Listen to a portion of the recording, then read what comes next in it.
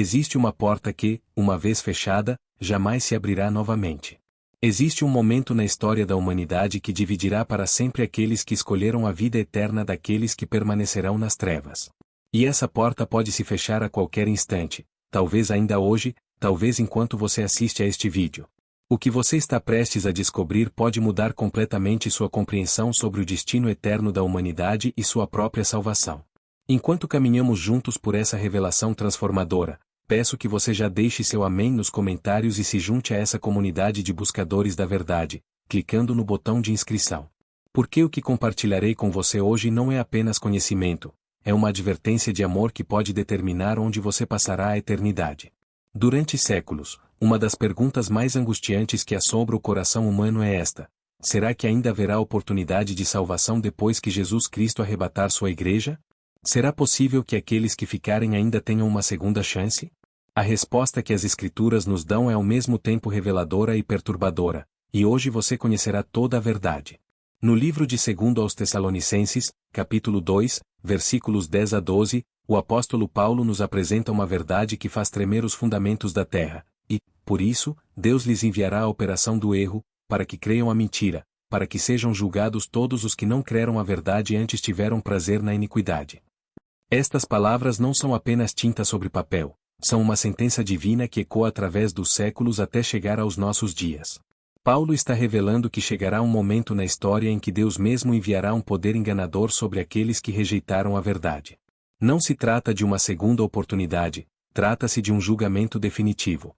Para compreendermos a profundidade desta revelação, precisamos voltar aos dias de Noé. Em Gênesis, capítulo 6, versículo 3, lemos: Então, disse o Senhor, não contenderá o meu espírito para sempre com o homem, porque ele também é carne, porém os seus dias serão 120 anos. Deus estabeleceu um limite de tempo para sua paciência.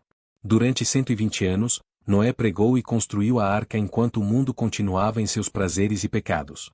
Imagine a cena: dia após dia, ano após ano, Noé martelava cada tábua, pregava cada prego, aplicava cada camada de betume na arca. As pessoas passavam e riam, zombavam, faziam chacota daquele homem que dizia estar preparando-se para um dilúvio que nunca havia acontecido antes na história da humanidade. Eles tinham tempo, ou assim pensavam. Eles tinham oportunidades, ou assim acreditavam. Mas em Gênesis, capítulo 7, versículo 16, lemos algo que deveria fazer nossos corações tremerem: e os que entraram, entraram macho e fêmea de toda a carne, como Deus ordenara, e o Senhor o fechou por fora. Observe estas palavras com atenção: o Senhor o fechou por fora. Não foi Noé quem fechou a porta da arca, foi o próprio Deus. Quando Deus fechou aquela porta, não havia mais oportunidade de arrependimento.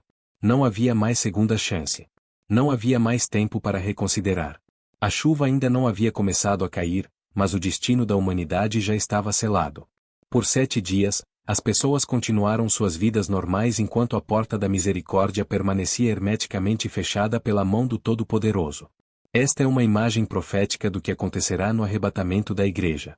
Assim como nos dias de Noé, assim será na vinda do Filho do Homem, como nos ensina Jesus em Mateus, capítulo 24, versículos 37 a 39, e, como foi nos dias de Noé, assim será também a vinda do Filho do Homem. Porquanto, assim como, nos dias anteriores ao dilúvio, comiam, bebiam, casavam e davam-se em casamento, até ao dia em que Noé entrou na arca, e não o perceberam, até que veio o dilúvio e os levou a todos, assim será também a vinda do Filho do Homem. O paralelo é inescapável e assombroso. Assim como houve um momento específico em que Deus fechou a porta da arca, haverá um momento específico em que Deus encerrará a era da graça. E aqueles que ficarem não terão uma segunda oportunidade genuína de salvação, eles terão apenas a ilusão de uma oportunidade. Mas por que Deus faria isso? Porque Ele enviaria uma operação de erro sobre aqueles que ficarem.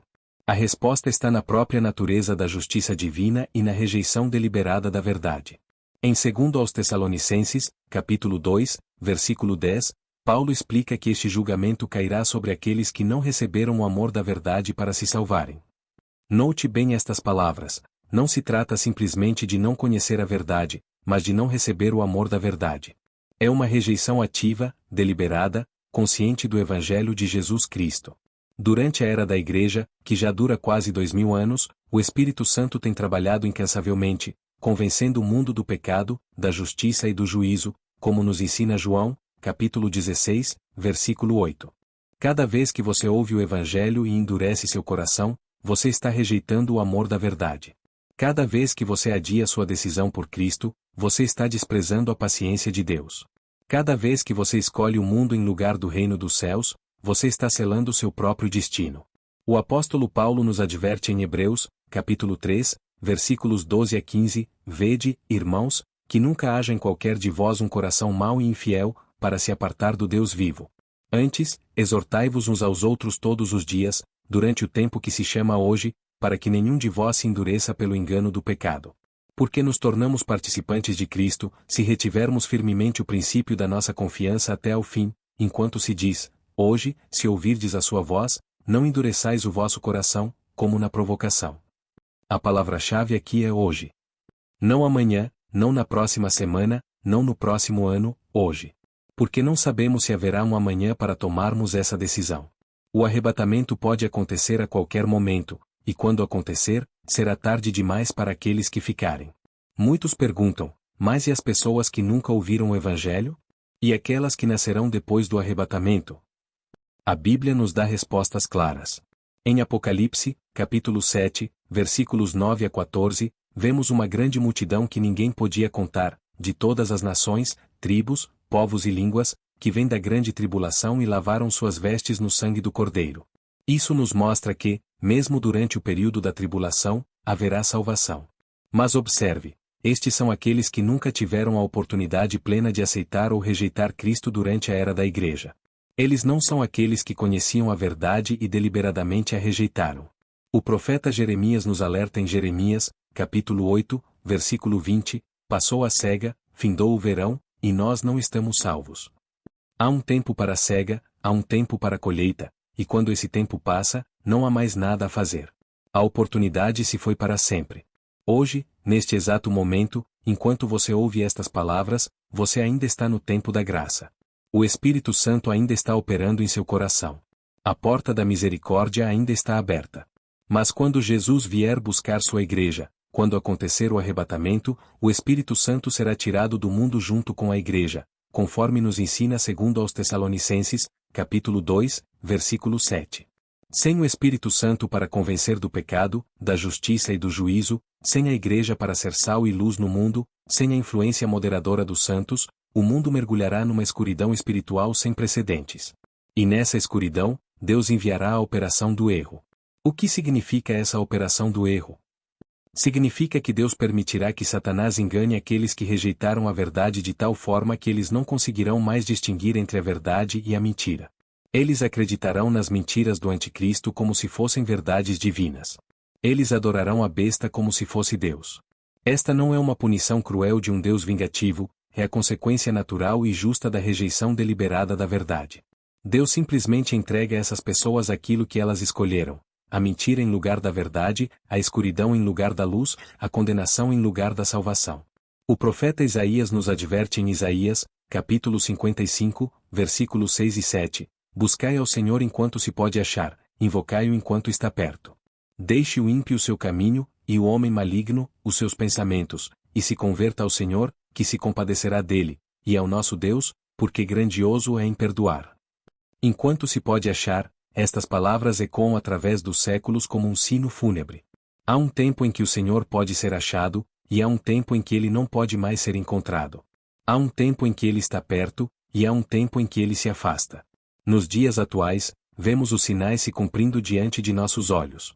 Jesus disse em Mateus, capítulo 24, versículo 32 e 33, aprendei, pois, esta parábola da figueira. Quando já os seus ramos se tornam tenros e brotam folhas, sabeis que está próximo o verão. Igualmente, quando virdes todas essas coisas, sabei que ele está próximo, às portas. Israel voltou a ser uma nação em 1948, a figueira brotou suas folhas. Jerusalém foi reconquistada pelos judeus em 1967. Os judeus estão voltando para sua terra de todas as partes do mundo. O templo será reconstruído.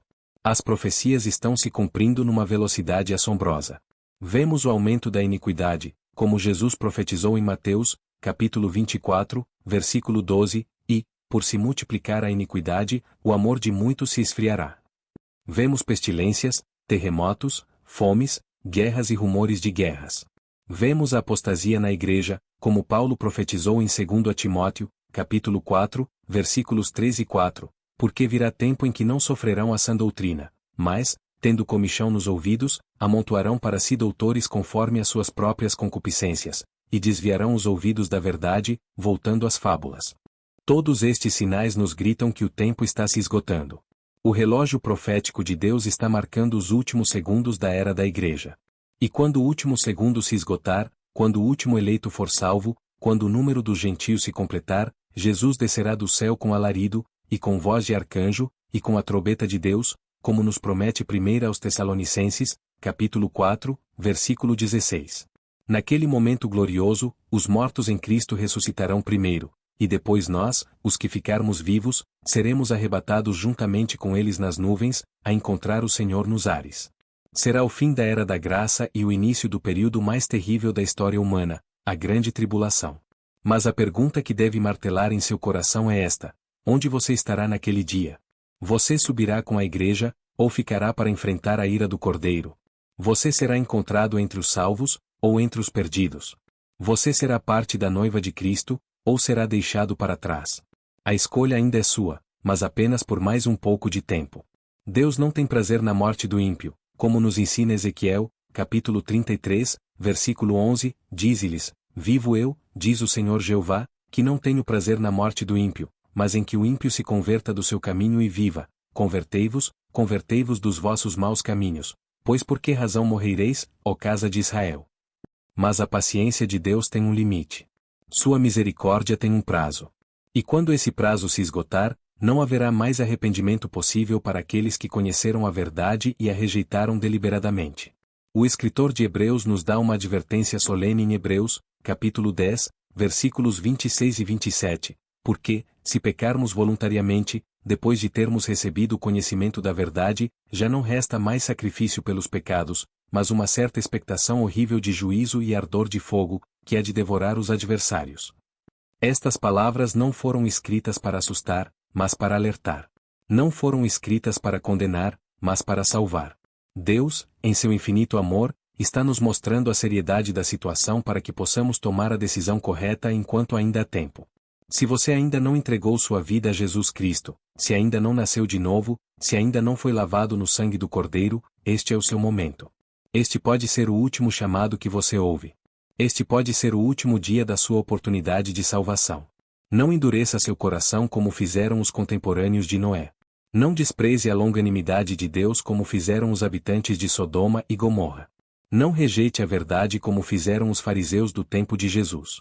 Hoje, se você ouvir a voz do Senhor, não endureça o seu coração. Clame a Ele enquanto ainda há tempo. Invoque o nome do Senhor enquanto Ele ainda pode ser encontrado. Porque todo aquele que invocar o nome do Senhor será salvo, como nos promete Romanos, capítulo 10, versículo 13. A resposta à pergunta que dá título a esta mensagem é clara e dura, mas também é um ato de amor divino. Para aqueles que conheceram a verdade durante a era da igreja e deliberadamente a rejeitaram, não haverá genuína oportunidade de arrependimento após o arrebatamento. Haverá apenas a ilusão de uma oportunidade, seguida pelo engano fatal que levará à condenação eterna. Mas para você que está ouvindo agora, ainda há esperança. Ainda há tempo. Ainda há salvação disponível através do sangue de Jesus Cristo. Não deixe este momento passar. Não desperdice esta oportunidade. Porque pode ser a última. Se esta mensagem tocou profundamente seu coração e abriu seus olhos para a urgência desta verdade eterna, não hesite em expressar sua gratidão com um like em nosso vídeo. Compartilhe esta luz com seus amigos e familiares, pois eles também precisam ouvir esta advertência de amor. Inscreva-se em nosso canal para que possamos continuar a desvendar juntos os mistérios divinos e as profecias que se cumprem em nossos dias. E se Deus tocou seu coração através desta mensagem, se você sente que este ministério tem sido uma bênção em sua vida espiritual, considere deixar um valeu demais como uma ajuda de fé. Faça isso apenas se realmente sentir no coração, como uma expressão de gratidão a Deus pelo que Ele tem feito através desta palavra. Sua contribuição nos ajuda a continuar levando esta mensagem de esperança e advertência a milhares de pessoas que ainda não conhecem a verdade. Que Deus os abençoe abundantemente, e que possamos todos estar preparados para aquele dia glorioso em que ouviremos a voz do arcanjo e a trombeta de Deus chamando a igreja para casa. Maranata. Ora, vem, Senhor Jesus.